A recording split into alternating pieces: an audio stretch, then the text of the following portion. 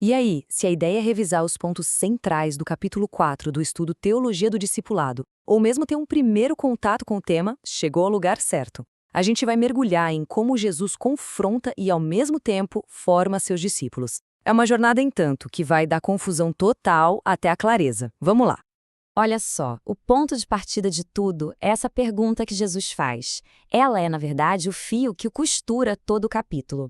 O desafio aqui é sair do lugar de apenas ouvir e passar para o lugar de fato entender. É a grande transição entre ficar só no espanto e alcançar o discernimento. Para a gente entender bem essa caminhada, vamos passar por 5 momentos que são cruciais. Primeiro, o palco onde tudo acontece. Depois, as palavras que têm o poder de separar corações. O embate entre a tradição e a fé. O processo de começar a ver o que é invisível. E, para fechar, o custo de uma confissão verdadeira. Primeiro de tudo, vamos pensar no cenário. Imagina só, Israel vivendo sob o domínio de Roma. E mais, fazia 400 anos que nenhum profeta se levantava. O céu parecia mudo, sabe? A fé do povo tinha virado muito mais uma herança cultural, uma tradição, do que uma expectativa viva de que algo ia acontecer. E é exatamente nesse ambiente, nesse clima, que Jesus começa o ministério dele. O solo, falando metaforicamente, estava endurecido. Endurecido pelo legalismo, pela desesperança. A ideia de um Messias era mais uma teoria que os escribas discutiam do que um fogo ardendo no coração das pessoas. E como é que Jesus ensina num contexto desses? Com parábolas. Mas olha, não eram só historinhas bonitas, não. As palavras dele eram como ferramentas afiadas, sabe? Elas foram feitas tanto para revelar a verdade quanto para julgar, separando quem tinha um coração curioso de quem já estava com o coração fechado. O ponto central aqui é entender essa função dupla da parábola. Ela não esconde a verdade para confundir por maldade. Na verdade, ela revela a profundidade para quem realmente está buscando. Para quem tem fome, é um banquete. Agora, para quem já se acha satisfeito, soa só como um enigma. E a parábola do semeador ilustra isso de um jeito perfeito. A semente é a mesma para todo mundo, a palavra de Deus. Mas o resultado depende inteiramente da condição do solo, ou seja, do nosso coração. A palavra, no fim das contas, testa o terreno onde ela cai. E claro, esse jeito de ensinar ia inevitavelmente levar a um confronto direto, especialmente quando Jesus bate de frente com os líderes religiosos. E a briga aqui não era sobre detalhes teológicos, não. Era sobre a fonte da verdadeira santidade. Jesus joga essa pergunta no ar lá em Mateus 15, e com uma pergunta só, ele expõe toda a hipocrisia de um sistema que estava focado em rituais externos, mas ignorava a sujeira que vinha de dentro. A questão não era sobre higiene, era sobre autoridade, a tradição dos homens contra a palavra de Deus. E aqui a gente vê um contraste que é, nossa, perfeito. De um lado, os fariseus, os de dentro, os donos da casa, que honravam a Deus com os lábios, mas o coração estava longe.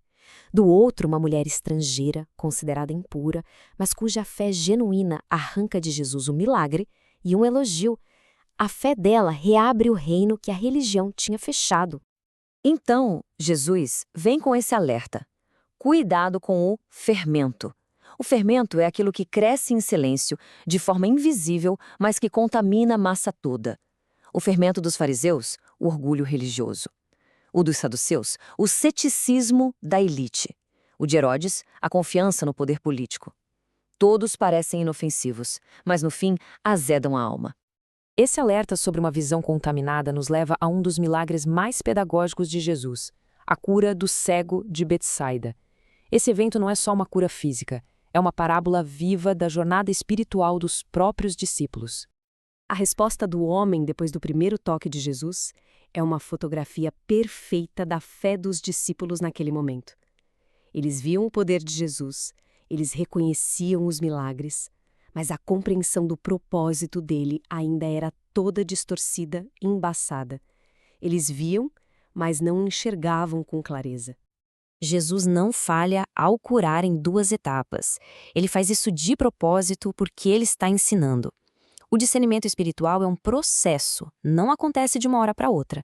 Precisa de um segundo toque do Mestre para que as árvores que andam se tornem pessoas e para que o Messias poderoso seja também reconhecido como servo sofredor. E todo esse processo de curar a visão nos leva ao clímax do confronto. Lá em Cesareia de Filipe, a confissão correta sobre quem Jesus é vai bater de frente e de forma violenta com a expectativa errada sobre qual era a sua missão. Essa é a pergunta que define tudo. Jesus não quer mais saber da opinião pública, dos boatos, se ele é um profeta ou não. Ele se vira para os seus e pergunta diretamente ao coração deles. E é a pergunta que ecoa até hoje para cada pessoa que se aproxima dele.